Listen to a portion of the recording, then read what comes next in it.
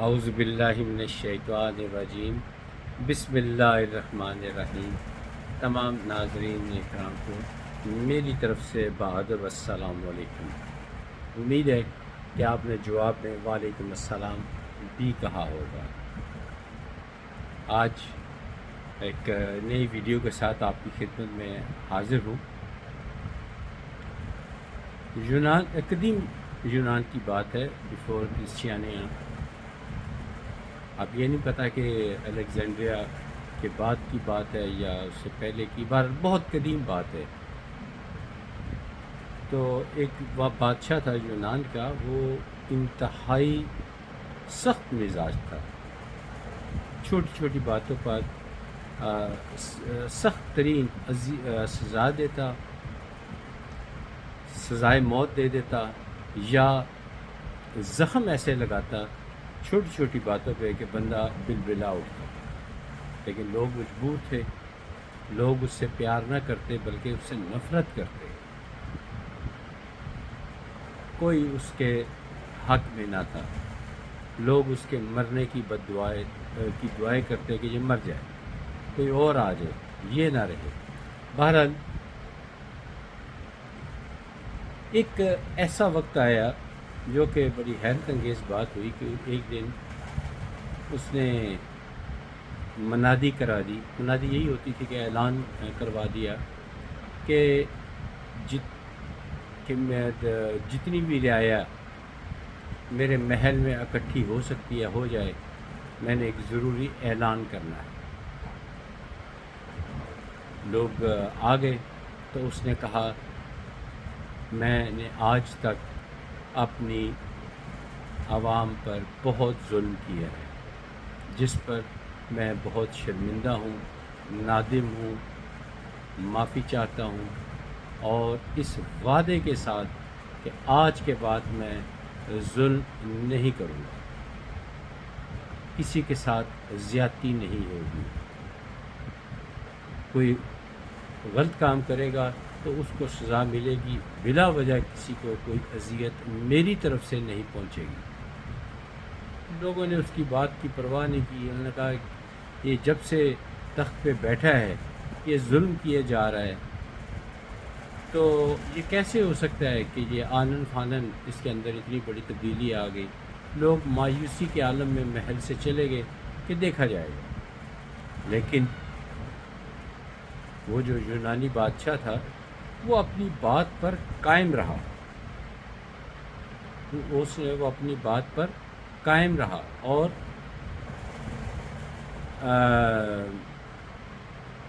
نرم دلی اختیار کر لی۔ اب لوگ بھی خوش ہونا شروع ہو گئے، اس کی درازی عمر کے لیے دعا کرتے، زیادہ محنت کرتے، یعنی کھیتی باڑی اور جو جانوروں کی پرورش ہے اس کی طرف زیادہ توجہ دیتے، ملک ترقی کرنا شروع ہو گیا۔ تو اس موقع پر جو اس کا خاص وزیر تھا،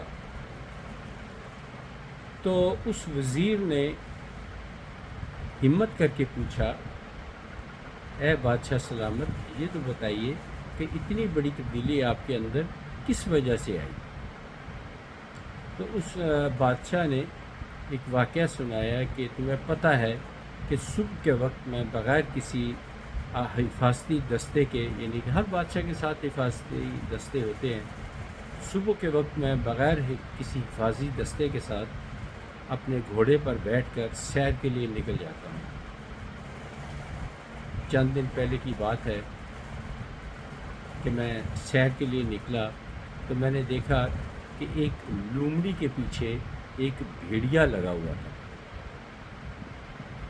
لومڑی بیچاری اپنی جان بچا رہی تھی، جبکہ بھیڑیا اس کے بالکل قریب تھا، اور ادھر لومڑی اپنے بل میں داخل ہونے والی تھی کہ اس بھیڑیے نے اس کی ٹانگ پکڑ لی، لیکن جیسے تیسے بھی وہ لومڑی اپنی جان بچانے میں کامیاب تو ہو گئی، لیکن اس کی ٹانگ ٹوٹ گئی اور وہ ناکارہ ہو گئی۔ کہتے اس منظر نے مجھے پریشان کیا۔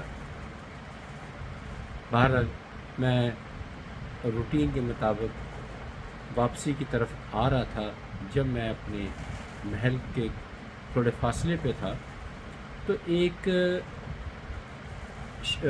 شخص کو دیکھا جس کو وہی بھیڑیا جس نے اس لومڑی کو زخمی کیا تھا، ٹانگ جس کی توڑ دی تھی، وہی بھیڑیا ایک اس کے بادشاہ کی ریاست کا ایک طاقتور آدمی تھا، اس پہ حملہ آور ہونے کی تیاری کر رہا تھا، لیکن وہ آدمی بھی چکنا تھا۔ اس نے ایک پتھر بھاری بھرکم سا اٹھایا اور تاک کر یعنی کہ چھپ کر سائڈ لے کر زور سے پتھر مارا تو وہ اس بھیڑیے کی ٹانگ جو ہے وہ توڑ دی۔ ادھر پیچھے بھیڑیے نے لومڑی کی ٹانگ توڑی، لومڑی کی زخمی ہوئی اور اس بھیڑیے کی ٹانگ اس انسان نے توڑ دی۔ کہتا میں حیران پریشان تھا کہ جو برا کر رہا ہے اس کے ساتھ برا ہو رہا ہے۔ کہتے اچانک ہی میرا گھوڑا بھی بدک پڑا، میں چونکہ میرا دھیان اس طرف تھا تو اب مجھے بھی پرانا واقعہ، یہ میں نے تازہ واقعہ نہیں پڑھا، پرانا واقعہ ہے، میرے ذہن میں ہے۔ تو کوئی ایسا صورتحال بنی کہ وہ جو گھوڑا تھا وہ بھی اچانک بدک گیا اور اس نے آنن فانن تیزی سے دوڑنا شروع کر دیا۔ بادشاہ کے کنٹرول سے باہر ہو گیا وہ گھوڑا، اور وہ گھوڑا گرا اور اس کی ٹانگ ٹوٹ گئی۔ کہتے میں نے 3 منظر دیکھے، وہ تیسرے میں بھی کوئی ظلم کا ہی عنصر شامل تھا، بادشاہ کا کوئی ظلم تھا جس کی وجہ سے شاید کسی نے موقع کی طاق میں رہ کر بادشاہ کے گھوڑے کو چوٹ لگائی تھی۔ ہاں بالکل یہی واقعہ تھا کہ کوئی تنگ آیا ہوا تھا تو اس نے بادشاہ کے گھوڑے کو کوئی چوٹ لگائی تو گھوڑا کی ٹانگ جو تھی وہ ٹوٹی، لیکن گھوڑا دوڑتا رہا، دوڑتے دوڑتے گر گیا اور اس کا ٹانگ ٹوٹ چکی تھی۔ بادشاہ کافی پریشان تھا۔ کہتا میں گھر آیا، اپنے محل آیا اور میں نے چند دن سوچتا رہا کہ یہ جو چھوٹی چھوٹی غلطیاں جو کرتے رہے ہیں سب کو سزا ملی ہے، تو میں تو شروع سے ہی ظلم کرتا چلا آ رہا ہوں، پتہ نہیں میرا کیا انجام ہوگا۔ ابھی تو میں بادشاہ ہوں، صحت مند ہوں، طاقتور ہوں، لیکن جیسے ہی میں بوڑھا ہوں گا، میرا اقتدار کمزور ہوگا تو یہی عوام مجھے نشان عبرت بنا سکتی ہے۔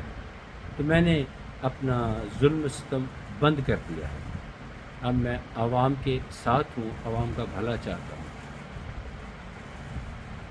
وزیر اعظم یا جو بھی اس کا وزیر خاص یا کوئی اس کا خاص آدمی تھا جو یہ ساری کہانی اس نے پوچھا اور بادشاہ نے سنائی، تو اس بندہ جو بھی وزیر تھا یا جو بھی کوئی بھی تھا، اس کو بڑا جو ہے نا دل میں خیال آیا کہ بادشاہ اب سختی تو اس کے اندر رہی نہیں، نرم ہو چکا ہے، کیوں نہ میں موقع سے فائدہ اٹھاتے ہوئے چند لوگوں کو ساتھ میں لاتا ہوں اور بادشاہ پہ کی حکومت پہ قبضہ کر کے میں خود بادشاہ بن جاتا ہوں، جن کو میں ساتھ میں لاؤں گا ان کو وزارتیں دے دوں گا۔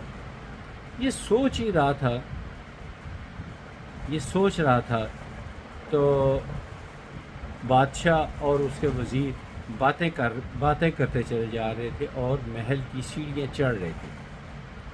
جب یہ باتیں ہو رہی تھیں تو جیسے ہی اس وزیر یا جو بھی اس کا ساتھی تھا، قریبی ساتھی تھا، اس کے دماغ میں یہ گندی سوچ آئی تو وہ اس کو نہ جانے کوئی چکر آیا یا کوئی کیا پاؤں پھسلا، کیا وجہ ہوئی، وہ وہاں سے سیڑھیوں سے لڑکتا ہوا نیچے گرا اور وہیں پہ اس کا موت ہو گئی۔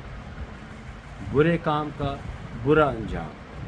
اچھا سوچنے پہ بھی اللہ تعالیٰ نے فرمایا کہ اچھا سوچنے پہ بھی میں انعام دیتا ہوں۔ تو جب انسان، وجہ اس کے پیچھے لاجک یہ ہے کہ جب انسان اچھا سوچتا ہے نا، بار بار اچھا سوچتا ہے، بعض اوقات اچھا سوچتا ہے تو وہ اس پہ عمل نہیں کر پاتا، لیکن جب بار بار اچھا سوچتا ہے تو اسے پھر کبھی نہ کبھی وہ اچھے کام پہ اتر آتا ہے اور وہ کامیابی حاصل کر لیتا ہے۔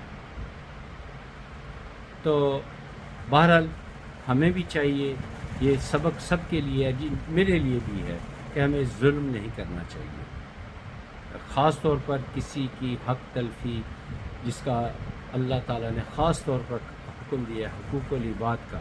حج پہ بھی لوگ جاتے ہیں نا، انہیں پتہ ہے کہ ہمارے گناہ معاف ہو جانے ہیں، جو اللہ حقوق اللہ ہیں وہ معاف ہو جانے ہیں، جو اللہ کے ذمے گناہ ہیں وہ تو سارے معاف ہو جائیں گے، لیکن جو گناہ حقوق العباد کے ذمے آتے ہیں وہ معاف نہیں ہوں گے۔ اسی لیے لوگ حج یا عمرہ پہ جانے سے پہلے، خاص طور پر حج پہ جانے سے پہلے لوگوں کے گھروں میں جاتے ہیں، دعوت کرتے ہیں، اور بعض اوقات تو ٹیلی فون، چلو زمانہ آ گیا ہے، لوگوں کے گھروں میں جاتے تھے، خطوط لکھا کرتے تھے کہ بھائی میں حج پہ جا رہا ہوں، میں تمہارے لیے دعا کروں گا، میں تمہارے لیے آب زمزم اور کھجوریں لاؤں گا۔ اس زمانے میں یہی کچھ ہوتا تھا،